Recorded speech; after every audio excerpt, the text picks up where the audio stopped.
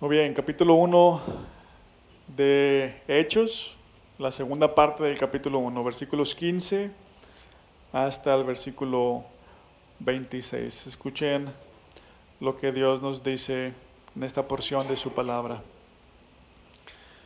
Por aquellos días, Pedro se puso de pie en medio de los creyentes, que eran un grupo como de 120 personas, y les dijo: hermanos, tenía que cumplirse la escritura que por boca de David había predicho el Espíritu Santo en cuanto a Judas, el que sirvió de guía a los que arrestaron a Jesús. Judas se encontraba entre los nuestros y participaba en nuestro ministerio. Con el dinero que obtuvo por su crimen, Judas compró un terreno. Allí cayó de cabeza, se reventó y se le salieron las vísceras. Todos en Jerusalén se enteraron de ello, así que aquel terreno fue llamado Acéldama, que en su propio idioma quiere decir campo de sangre. Porque en el libro de los Salmos, continuó Pedro, está escrito, que su lugar quede desierto y que nadie lo habite. También está escrito, que otro se haga cargo de su oficio. Por tanto, es preciso que se una a nosotros un testigo de la resurrección, uno de los que nos acompañaban todo el tiempo que el Señor Jesús vivió entre nosotros, desde que Juan bautizaba hasta el día en que Jesús fue llevado de entre nosotros. Así que propusieron a dos, a José, llamado Barsabás, apodado el Justo, y a Matías, y oraron así: Señor, tú que conoces el corazón de todos, muéstranos a cuál de estos dos has elegido para que se haga cargo del servicio apostólico que Judas dejó para irse al lugar que le correspondía. Luego echaron suertes y la elección recayó en Matías. Así que él fue reconocido junto con los 11 apóstoles. Vamos a orar a nuestro Dios y Padre. Una vez más te pedimos, danos ojos para verte, oídos para escucharte y un corazón humilde para obedecerte. Te lo pedimos en el nombre de Jesús. Amén. Muy bien, estamos todavía medio arrancando esta nueva serie de mensajes que se tratan de la iglesia, de cómo la iglesia surgió. Y hace una semana les decía que el trasfondo de la iglesia se encuentra en el Antiguo Testamento, aunque nosotros nos vamos a enfocar en el surgimiento formal de la iglesia, es decir, cómo la iglesia surge en el Nuevo Testamento. El pasaje que acabo de leer nos va a ayudar a ver, en parte por lo menos, la conexión que hay entre el Antiguo y el Nuevo Testamento. Y ahora, ¿por qué esto es importante? Bueno, si se acuerdan, la semana pasada hacía algunos comentarios al respecto. Hay muchas preguntas que mucha gente tiene acerca de la iglesia. Hay muchas reservas acerca de la iglesia. Por eso, para muchos la iglesia es algo opcional. Para otros es irrelevante y para otros más es incluso hasta una amenaza. ¿Pero por qué? Bueno, entre las respuestas más comunes, la semana pasada abordaba algunas, las respuestas más comunes que vamos a escuchar están estas. Pues Dios está en todos lados. Si Dios está en todos lados, entonces, ¿para qué necesito ir a la iglesia? Si me puedo encontrar con Dios en cualquier lugar, puedo ir al campo y ahí en medio de la nada puedo encontrarme con Dios. Puedo ir a la montaña, puedo ir a la playa y ahí está Dios. Entonces, ¿para qué necesito la iglesia? Y ese es el argumento de muchos. Dios está en todos lados. Otra respuesta es que la iglesia como institución ya no tiene mucha razón de ser. ¿Por qué? Bueno, la ciencia, la tecnología en algún punto van a reemplazar a la fe y la religión. Por eso la iglesia se está volviendo irrelevante. No tiene nada que enseñarnos, y menos si lo que nos enseña viene de un libro tan antiguo como la Biblia. Un libro que escribieron algunos hombres, ¿no? Y una respuesta más nos dice que Lo único que hacen la iglesia y la religión es oprimirnos. La iglesia y la religión tratan de imponer ideas, costumbres que ya pasaron de moda hace mucho tiempo. Están tratando de controlarlos de alguna manera a través del miedo, ¿no? Ahora, esto es lo que mucha gente piensa. Y porque mucha gente piensa así, tú y yo necesitamos explicaciones. Y porque hay algo de verdad en cada uno de estos pensamientos. Hay algo de verdad en ello. Por eso necesitamos profundizar en nuestro entendimiento de la iglesia para no ser arrastrados por la corriente. Y este pasaje nos vuelve a recordar que la iglesia existe por Jesucristo. Y es por eso que la iglesia debe existir para Él. Porque la iglesia existe por Él, entonces la iglesia debe existir para Él. Y dos cosas que vemos en este pasaje son estas. Una de estas la llamo algo nuevo, algo viejo hecho nuevo, perdón. Algo viejo hecho nuevo. Y en segundo lugar, la condición para ser parte de este nuevo movimiento. ¿Ok? Algo viejo hecho nuevo y la condición para ser parte del movimiento. Ahora, ¿a qué me refiero cuando digo que este pasaje nos habla de algo viejo hecho nuevo? Algo que observamos en este pasaje es a Pedro, bueno, lo que Pedro dice ya, se vean los versículos 15 y la primera parte del versículo 16. Por aquellos días, Pedro se puso de pie en medio de los creyentes, que eran un grupo como de 120 personas, y les dijo: hermanos, tenía que cumplirse la Escritura. ¿A qué se refiere Pedro cuando dice tenía que cumplirse la Escritura? ¿De qué está hablando Pedro?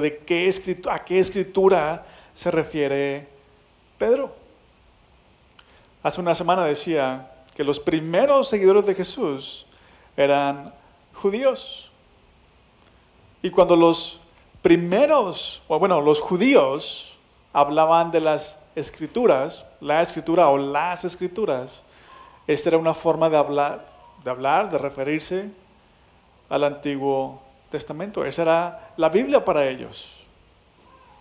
Si continúo leyendo el versículo 16, vamos a dar cuenta de que esto era así, porque vean, ahí en esta parte, segunda parte del versículo 16, Pedro dice: tenía que cumplirse la escritura que por boca de David había predicho el Espíritu Santo.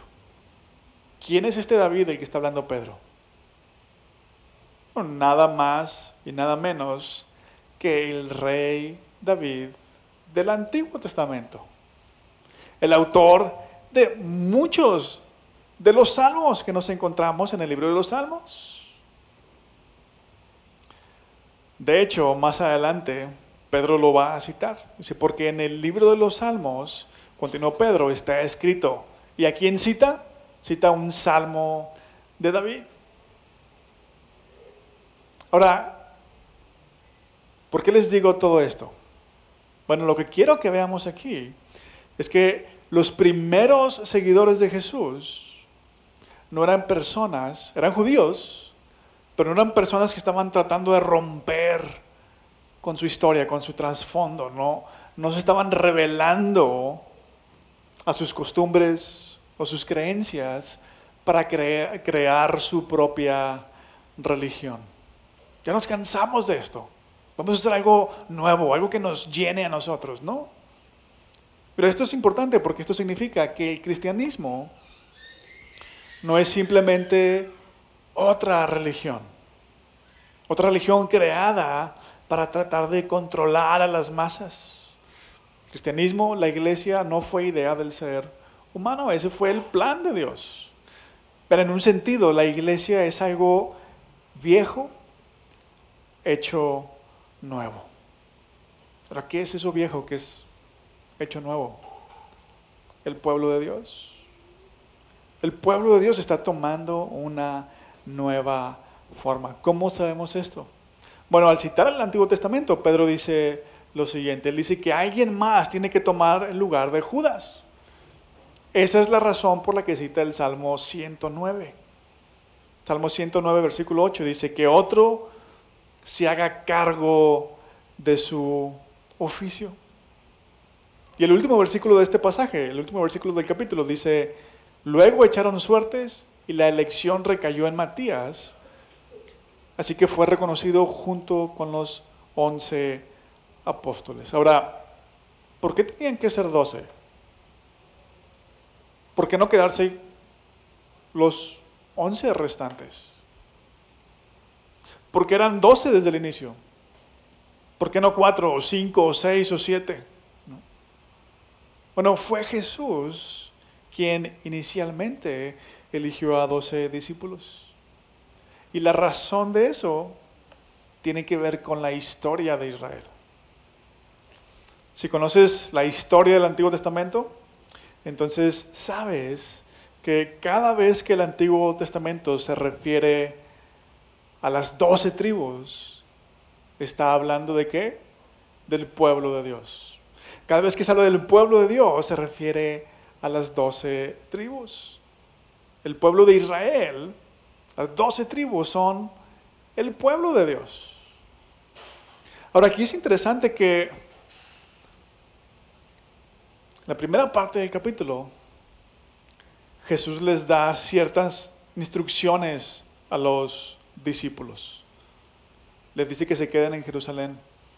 Pero Jesús nunca les dice que busquen un reemplazo para Judas. Simplemente les dice: no se alejen de Jerusalén. Esperen, ¿hasta cuándo? Hasta que reciban el Espíritu Santo. Pero nunca les dice: por cierto, casi se me olvida. Busquen a alguien para reemplazar a Judas. No, Jesús jamás les dice eso. Eso es algo que ellos piensan, que ellos hacen. ¿Por qué? Porque ellos se siguen viendo a sí mismos como el pueblo de Dios. Solamente que algunas cosas van a cambiar. El pueblo de Dios ya no será como el pueblo de Dios en el Antiguo Testamento. Ya no será una nación geopolítica. ¿A qué me refiero con eso? No va a ser una nación con un territorio definido, con un poder militar, económico o político que gobierne sobre otras naciones. Ese ya no va a ser el pueblo de Dios como lo era en el Antiguo Testamento. En el Antiguo Testamento vemos a otras naciones que iban a Jerusalén para ver lo que Dios había hecho con Israel, para ser bendecidos. Por ejemplo, cuando el rey Salomón fue rey de Israel, la historia dice que una reina, la reina de Sabá, fue a visitarlo. ¿Para qué? Para ver si era verdad todo lo que escuchaba de su reino. Todo lo que escuchaba de este hombre, que era el rey más sabio en la historia. Y la historia dice que, aunque la reina de Sabá le llevó un montón de regalos, de perfumes a Salomón, cuando ella se fue, cuando regresó a su tierra, Salomón le dio mucho más de lo que ella le llevó a él. Y eso sucedió en un par de ocasiones en el Antiguo Testamento. La gente iba a Israel para ver quién era este Dios de Israel. Pero ahora el pueblo de Dios irá a las naciones. Eso fue lo que Jesús les dijo a los discípulos en el versículo 8, ¿se acuerdan? Cuando venga el Espíritu Santo sobre ustedes, recibirán poder y serán mis testigos, tanto en Jerusalén como en toda Judea y Samaria y hasta los confines de la tierra. A partir de este momento, más que en cualquier otro en la historia del pueblo de Dios, la historia de Israel, ellos serán bendición para otros. Y eso es justo lo que vamos a ver en Hechos. Vamos a ver a judíos acercándose, conviviendo y sirviendo a gentiles. a otras personas de otros pueblos que no eran judíos. Y esto es algo que no sucedió en la historia de Israel. ¿Por qué? Porque ellos se creían superiores. Nosotros tenemos a Dios. A nosotros nos habló Dios. Se le apareció a Moisés, a Abraham, a nuestro padre. Nosotros somos superiores. No se mezclaban con otros y menos servían a otros. Pero esto va a cambiar en Hechos. En la historia nos está diciendo que la iglesia que nace de los eventos que nos narra la Biblia no es simplemente una institución religiosa más. No es una especie de club donde todos están tratando de ser mejores personas. Esto nos está diciendo que la iglesia es el pueblo de Dios. Y ahí está la conexión. Los primeros discípulos de Jesús se siguen viendo a sí mismos como el pueblo de Dios. Pero es el nacimiento de la iglesia. Ahora, ahí está la conexión entre el Antiguo y el Nuevo Testamento. La pregunta ahora es, ¿cómo alguien se vuelve parte del pueblo de Dios? ¿Cuál es la condición para ser parte de este movimiento? Si prestan atención a la historia se centra en la elección del reemplazo de Judas. Pedro comienza diciendo que necesitan reemplazar a Judas y la historia termina diciendo que encontraron a un hombre que va a reemplazar a Judas. Y en los versículos 17, 18 y 19, Pedro nos recuerda quién fue y qué pasó con este hombre, con Judas. Judas se encontraba entre los nuestros y participaba en nuestro ministerio. Con el dinero que obtuvo por su crimen, Judas compró un terreno. Allí cayó de cabeza, se reventó y se le salieron las vísceras. Todos en Jerusalén se enteraron de ello. Así que aquel terreno fue llamado Acéldama, que en su propio idioma quiere decir campo de sangre. Este fue Judas. Ahora tengamos esta pregunta: ¿cómo alguien puede ser parte de este movimiento que comenzó con estos primeros discípulos? Y esto que acabo de leer acerca de Judas nos dice algo importante. Asociarnos simplemente con Jesús. Asociarnos con sus seguidores no nos hace parte del movimiento. Judas se encontraba entre los discípulos. Judas participaba del mismo ministerio, nos acaba de decir Pedro. Sin embargo, él traicionó a Jesús.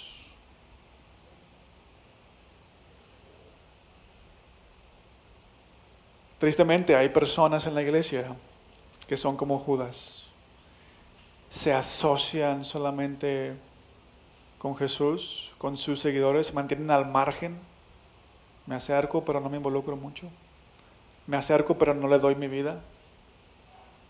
Sé que esto está mal, pero no me importa, como quiera me aceptan en la iglesia.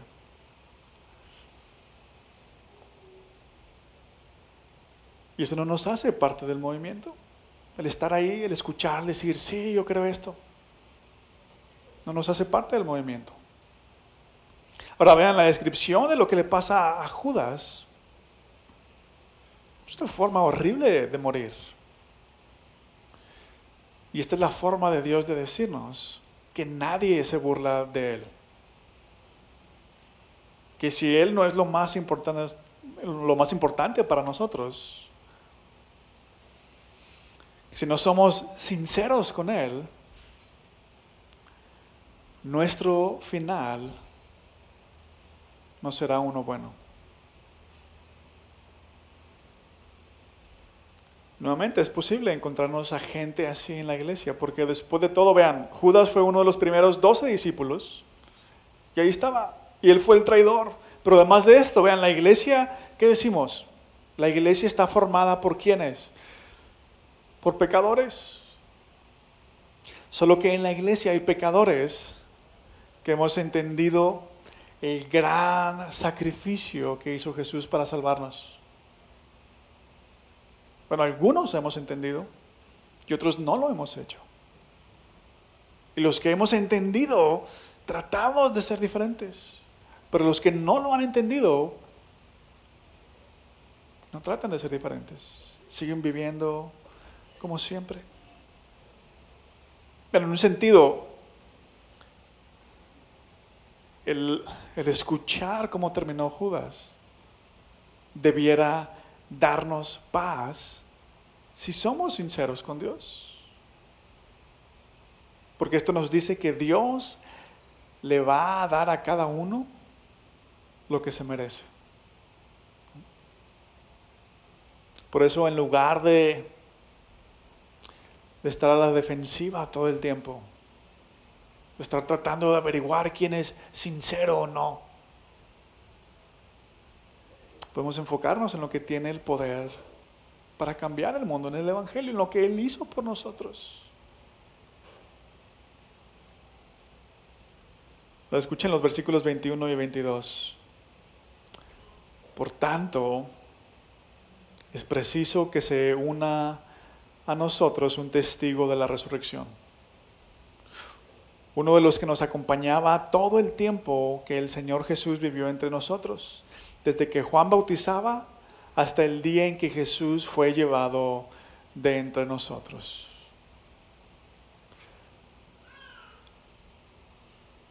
La condición para ser parte del movimiento no es que tú y yo seamos testigos presenciales de la resurrección de Jesús. Porque en ese caso ninguno de nosotros, nadie que haya vivido tan solo 20 o 30 años después de Jesús, podría ser parte del movimiento. Pero ¿por qué Pedro hace énfasis en esto? De que se una a ellos un testigo de la resurrección. Bueno, la razón de esto, que el reemplazo de Judas debe ser un testigo presencial de todo lo que Jesús hizo, de su crucifixión, de su resurrección, es más, y hasta de cuando fue llevado al cielo, es por el mensaje que van a comunicar, por el mensaje que van a llevar a otros. Y esta es la condición, ahora sí, esta es la condición para ser parte de este movimiento. Bien simple, bien sencilla. La condición para ser parte de este movimiento es creer que Jesús es Dios, que Él vivió en este mundo, entre nosotros, que vivió una vida perfecta, que fue crucificado y que resucitó al tercer día. Esto es lo que necesitas creer para ser parte del movimiento. ¿Realmente creemos esto? Que Jesús vivió una vida perfecta, que Él es Dios, que vivió perfectamente, que fue crucificado y que resucitó al tercer día. Que un muerto se levantó de entre los muertos. Para muchos esto suena en nuestro tiempo a un mito, a una leyenda. De hecho, pocos de nosotros, yo creo que lo pensamos en el día a día, ¿no? Pocos de nosotros meditamos en esto, que Jesús se levantó entre los muertos. ¿Cómo vamos a creer así? Si la mayoría, algo como esto, si la mayoría de nosotros, tal vez ninguno de nosotros, hemos visto milagros menos espectaculares que este. La razón es bien sencilla. ¿Por qué debiéramos creer algo así? Porque esta historia está basada en hechos reales. Por eso, quien fuera que iba a reemplazar a Judas tenía que ser un testigo presencial de todo lo que Jesús hizo, incluyendo su resurrección y cuando Él fue llevado al cielo. Ahora, tal vez algunos de ustedes no saben esto, pero entre los expertos en historia, los eruditos en historia, virtualmente nadie duda de la existencia de Jesucristo. Entre los que conocen historia, los que saben cómo investigar documentos históricos, prácticamente ya nadie duda de la existencia de Jesús. La única duda que queda para muchos de ellos fue, ¿quién fue este hombre? ¿Quién fue este Jesucristo? Sí, la historia confirma que existió un personaje que hizo estas cosas y aquello y lo otro y que movió a las masas. Pero ¿quién fue este hombre? Esa es la duda para muchos. No si él existió o no.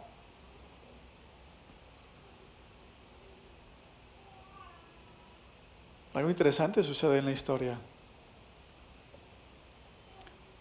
Al ver a los primeros seguidores de Jesús, nos damos cuenta de que ellos fueron perseguidos. Que algunos incluso dieron sus vidas por el mensaje que Jesús les dejó.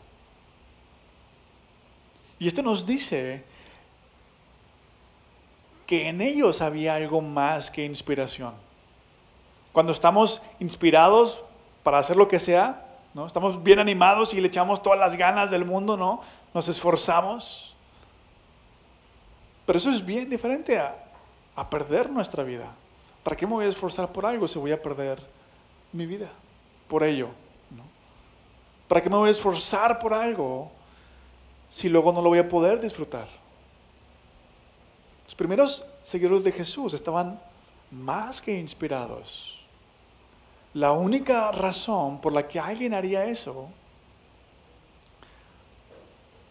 por la que alguien daría su vida por el mensaje que Cristo les dejó, es porque sabe que perder su propia vida no es el fin.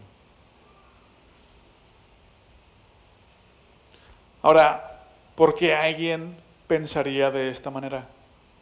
¿Por qué alguien pensaría que perder su propia vida no es el fin? Bueno, porque sabe, porque esa persona está segura de que hay algo más allá después de la muerte. ¿Y por qué? ¿Por qué los primeros discípulos de Jesús estaban seguros de que había algo más allá de la muerte? ¿Por qué estaban seguros de que la muerte no era el fin? ¿Por la resurrección? Porque lo vieron a Él. Vieron a alguien que volvió de la muerte. Vieron a Jesús resucitado. Y Él pasó 40 días con ellos, nos dice la primera parte del capítulo. Esto quiere decir... Bueno, ¿qué quiere decir esto? Vean, muchas personas no se van de vacaciones porque no tienen los recursos para hacerlo. Pero hay otros que tienen los recursos y no lo hacen. ¿Por qué? Porque sienten que no pueden despegarse del negocio, del trabajo, se va a venir abajo. No pueden despegarse de sus quehaceres, tienen mucho que hacer. Sienten que si se despegan por un momento de sus responsabilidades, el mundo se va a acabar. Muchos no saben, o a otros se les olvida, que hay algo mejor, que ni siquiera la muerte les puede quitar. Ahora, hay muchos que incluso yéndose de vacaciones, no descansan. ¿Por qué? Porque están allá y están pensando todo lo que tienen que hacer, lo que van a hacer cuando regresen. Me falta esto, me falta aquello otro. Tengo que conseguir el ascenso, un aumento, una pareja, mi familia, la cuenta del banco, mi ahorro para el retiro.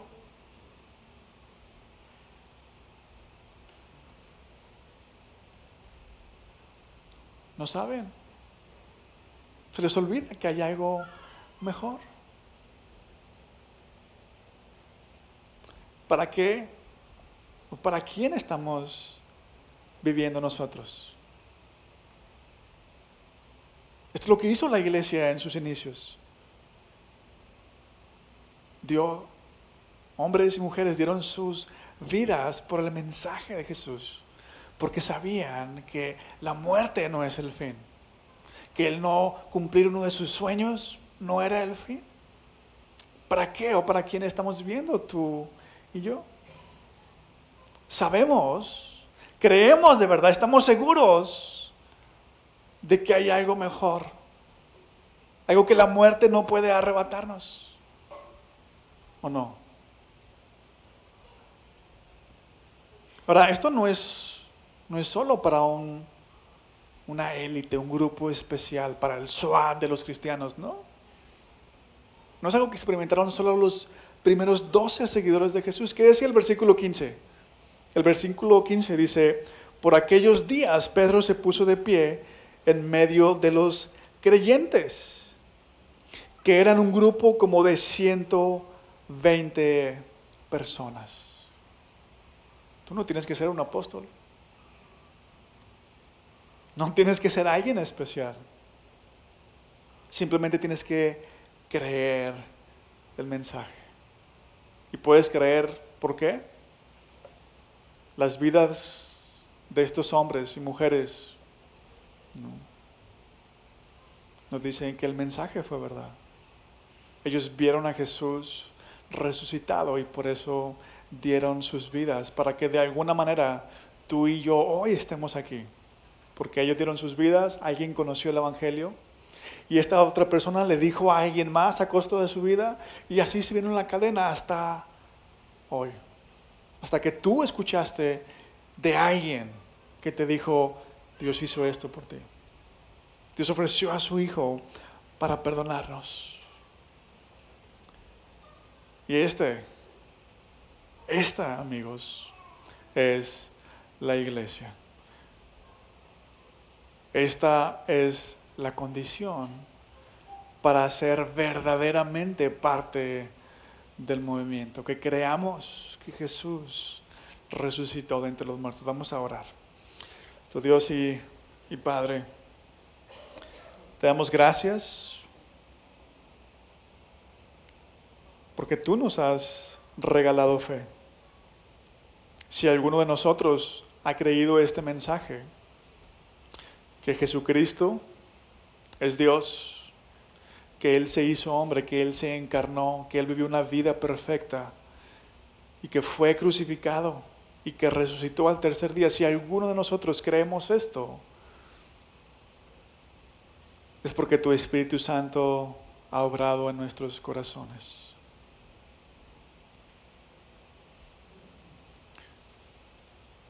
Y por eso, Señor, te pedimos, si alguno de nosotros hemos creído esto, que tu Espíritu Santo nos dé el mismo sentir y pensar de estos primeros discípulos que estuvieron dispuestos a dejarlo todo, a dar sus vidas